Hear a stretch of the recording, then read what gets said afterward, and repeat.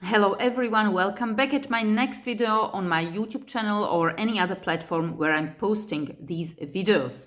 This time, after a very long break, economy of Egypt, we are continuing in Egypt topic.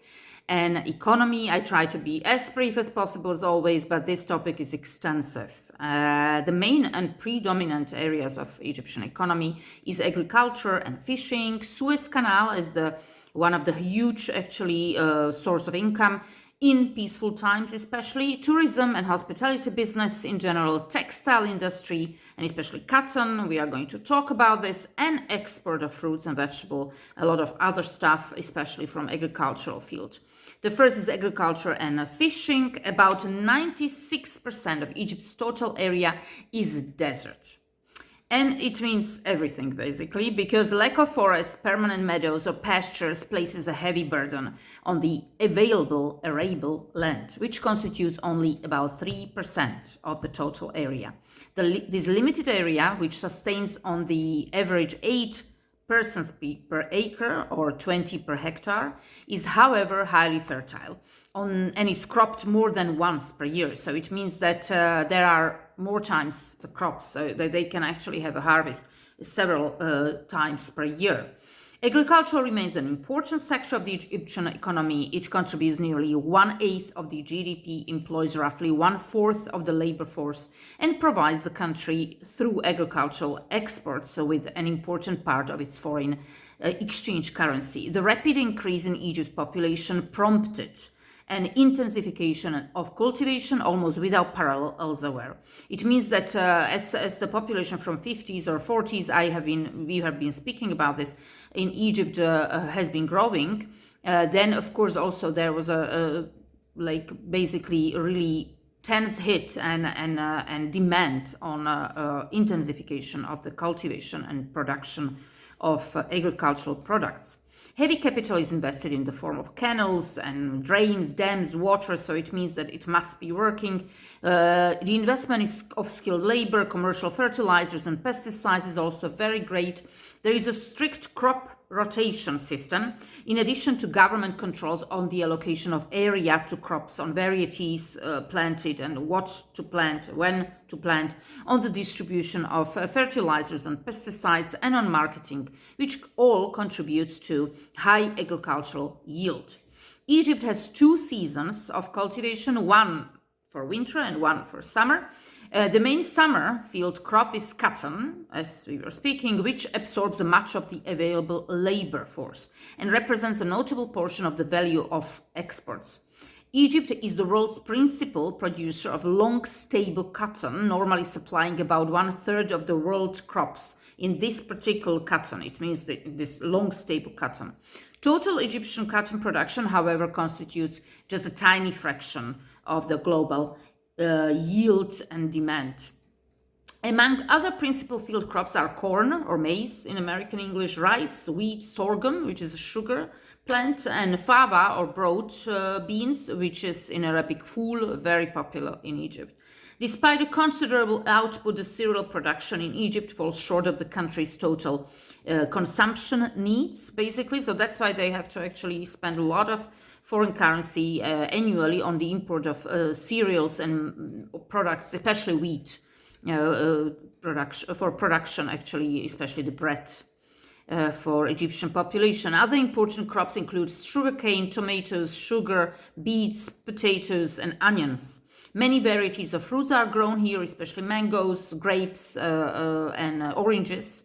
And citrus, other different citrus, and these are also exported, and especially oranges, I think, to Italy and to Europe as well.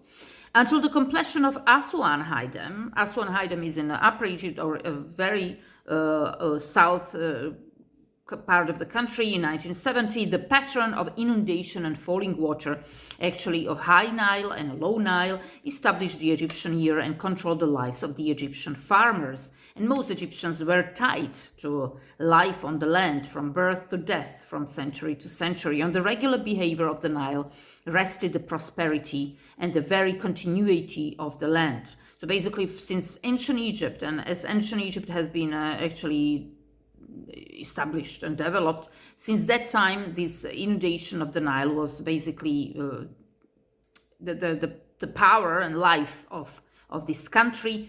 And the 3 seasons of the Egyptian year were even named after the land conditions produced by this river. So the river was everything, as we have been speaking.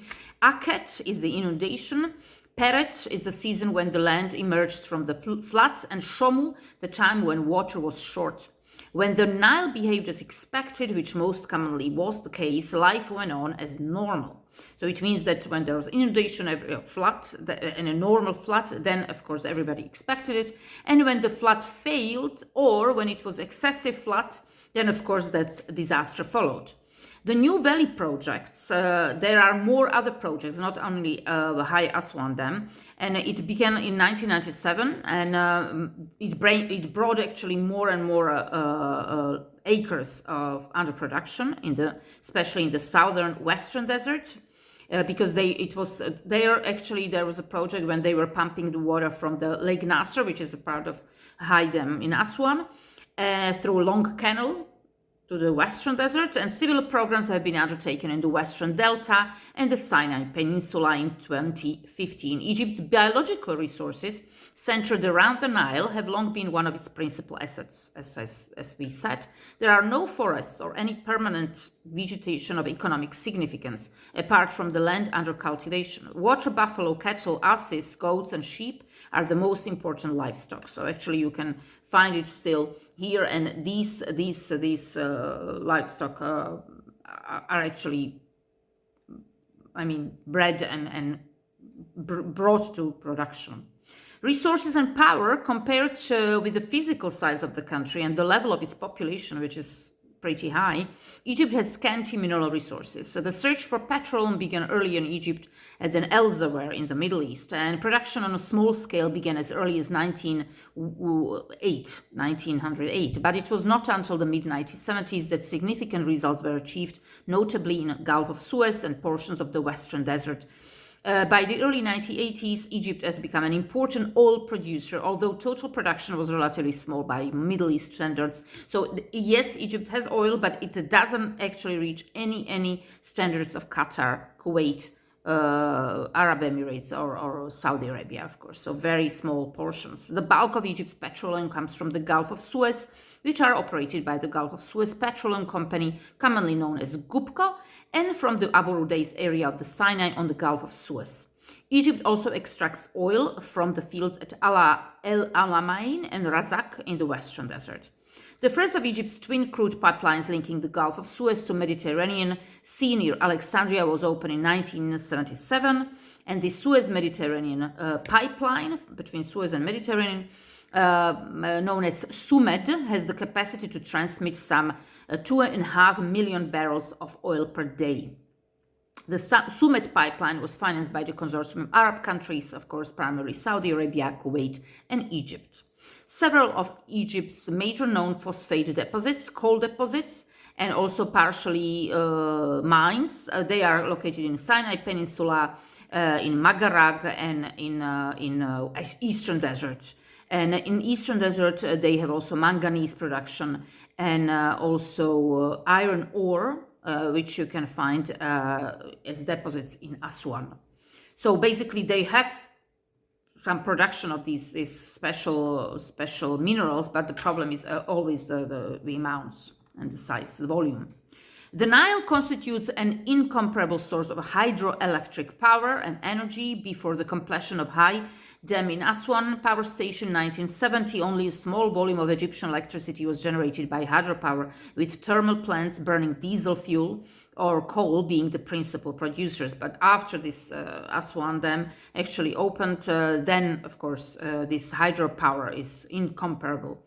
For several years after the Hamday station went into operation, most of the country's electricity was generated there. Its original 12 turbines have a generating capacity of about 2 million kilowatts. The Aswan No. 2 hydroelectric power station, which was completed in 1986, has added another 270,000 kilowatts of capacity to the system, and actual power production from the high dam has been limited. However, by the need of reconcile demands for power with the demands for irrigation water, it means that there is a limited production. It could be much higher, but of course they need also the water for irrigation. So of course they take some water from the Aswan Dam for irrigation. We are getting to manufacturing of Egypt. During the 20th century, manufacturing grew to be one of the largest sectors of Egypt's economy, accounting, along with the mining, for roughly 1/4 of the GDP by the 21st century. The Bank of Egypt also extended loans to Egyptian entrepreneurs in the 1920s and 30s to help stimulate Egyptian domestic production. So even in 20th and 30s of the 20th century, the Egyptian entrepreneurs were booming. A succession of companies were founded that engaged in the printing, cotton ginning, transport, spinning and weaving, linen, silk or cotton. So these were actually the biggest productions: vegetable oil production and extraction, and the manufacture of pharmaceuticals and rayon. By the beginning of the 21st century, most large manufacturing enterprises were still owned by or operated by the state, although the government has begun to sell substantial holdings to the private sector. And major manufacturers included chemicals of all sorts, especially pharmaceuticals, food products, textiles, garments, cement and other building materials, and paper products, as well as derivatives of hydrocarbons, including fuel oil, gasoline, lubricants, jet fuel, and asphalt. Iron, steel, and automobiles were of growing importance to the Egyptian economy. So actually that was actually about manufacturing. Finance, which is interesting, modern banking activity started very soon. From the mid-19th century, the Bank of Egypt opened in 1858 and the Anglo-Egyptian Bank in 1864. The French bank Crédit Lyonnais began operations in Egypt in 1866, followed by the Ottoman Bank in 1867, and then other French, Italian, and Greek banks followed. The National Bank of Egypt in 1898 and the Agricultural Bank of Egypt in 1902 were founded with British capital. The first purely Egyptian bank was the Bank Misr. Misr is in Arabic Egypt. In 1920, from its inception, the National Bank of Egypt assumed the main functions of a central bank. So now actually that status was confirmed also by law in 1951, and in 1957 all English and French banks and insurance companies were nationalized and taken over by various Egyptian joint stock companies. Thereafter, also all shareholders, directors, and managers of those financial institutions by law were bound to be Egyptian citizens.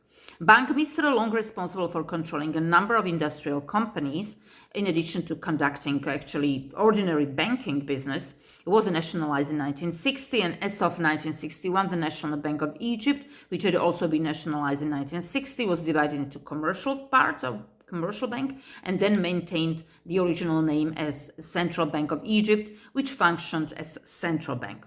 The national currency is the Egyptian pound. In Arabic Guinea is issued by the central bank. And stock exchanges, which is interesting, is not so, of course, huge, but it exists. In Cairo since 1903 and in Alexandria since 1881. These stock exchanges had been closed since the early 1960s and were reopened in 1997. They were fully merged as Cairo and Alexandria Stock Exchange. Egypt is a member of International Monetary Fund, of course, and Trade of Egypt. The value of imports into Egypt is usually equal to about 1/3 is actually import, and export is 1/10 of GDP. Nearly 2/5 of imports consist of raw material, minerals, chemical products. This is the most important, and capital goods, machinery, electrical apparatuses, transport equipment. Some 1/5 are foodstuffs, and the remainder are other consumer goods. Its most important exports include petroleum and petroleum products, followed by raw cotton, cotton yarn, and textiles, and we were speaking about cotton. Then among agricultural exports are rice, onion, garlic, and citrus fruit, especially oranges. Egypt's most important trading partners include China, United States, Italy, Germany, and the Gulf Arab countries. Concerning the service sector, of course, there is a retail, sales, tourism, government services. These are the largest in the economy, and the government alone is one of the biggest employers in the country. So they actually have a huge bureaucratical apparatus, but it gives actually a lot of jobs to people, and government contracts help fuel other sectors of Egypt's still heavily socialized economy. It means that actually a lot of these contractors are government, but it actually fuels and it sparks other businesses and private businesses to have contracts as well. Despite privatization and fiscal austerity measures in the late 20th century, construction projects, particularly major public works projects, have been an important source of employment and a major source of national spending. Tourism has traditionally been an important source of foreign exchange, with millions visiting Egypt each year, mostly from Europe, Asia, and other Arab countries. So we know that now, I think, every year there is a 15, 14, 16 million foreign visitors visiting the country every year. And I think Egypt wants to be actually much bigger country for tourism, and by I think 2030 they want to reach around 30 million per year because of actually heavy investments into hospitality business, into building hotels, rooms, building museums. We know that they built actually the new GEM, so Grand Egyptian Museum, which has been partially already opened in Cairo, then Sphinx as the new airport. So there is a huge projects going on. Warm winters, beaches and gambling casinos draw as many tourists as Egypt's ancient monuments. So actually, yes, the country has a lot to offer because you can basically go just for sightseeing and visiting these special historical places and monuments, or you can go to beaches in Mediterranean or in Red Sea resorts. Although the number of tourists per year and the amount that's spent in Egypt rose in 1990s and the first decade of the 21st century, there were security problems, and there were problems, we know, which hurt actually the industry in 1990s. Then, of course, it's going up. Transportation and telecommunications, almost the entire communication system is state-controlled. It is adequate in terms of coverage, but stresses sometimes arise from excessive usage. The main patterns of transport, general transport flow, reflect the topographical configuration of the country. That is to say that they follow the north-south, actually course of the Niles, because of the Nile, run along the narrow coastal plain of the Mediterranean Sea and expand into more complex systems in the delta. About 4/5 of Egypt's total road network is paved. It means rural roads made of dried mud usually follow the lines of the irrigation canals. Many of the desert roads are little more than tracks, so that's still the problem, but the main highways and roads are really very high quality. The Cairo-Alexandria highway runs the alternate desert road from Cairo to Alexandria and from Cairo to Hurghada, and they use also the way good roads links Alexandria with Libya and then Marsa Matruh on the Mediterranean coast. Railways connect Cairo with Alexandria and with the Delta and Canal towns, and also it goes to southward to Luxor and Aswan and the High Dam. The Cairo Metro consists of 3 commuter rail lines, and further extension of the 3rd line is underway. So there are 3 lines in Cairo Metro. The Suez Canal was subsequently expanded to accommodate larger ships, so it has been expanded, I think, during the last 10 years. It serves as a major link between the Mediterranean Sea and Red Sea. The Nile and its associated navigable canals provide an important means of transportation, primarily for heavy goods. There are roughly 2,000 miles or 3,200 kilometers of navigable waterways. About half of this total is on the Nile, which is navigable throughout its length. The inland waterway freight fleet consists of tugs and motorized barges and towed barges and flat-bottom feluccas. We know feluccas from Luxor or from Aswan or from the Nile River, also in Cairo. These are these boats and ships which are used also by tourists. And Suez Canal is blessed with a long coastline, of course, generally Egypt, and it has 9 ports, of which the busiest are Alexandria, Port Said, and Suez. Alexandria, which has a fine and natural harbor, handles most of the country's imports and exports, and as well as the bulk of its passenger traffic. Port Said, as the northern entrance to the Suez Canal, lacks actually a lot of facilities of Alexandria.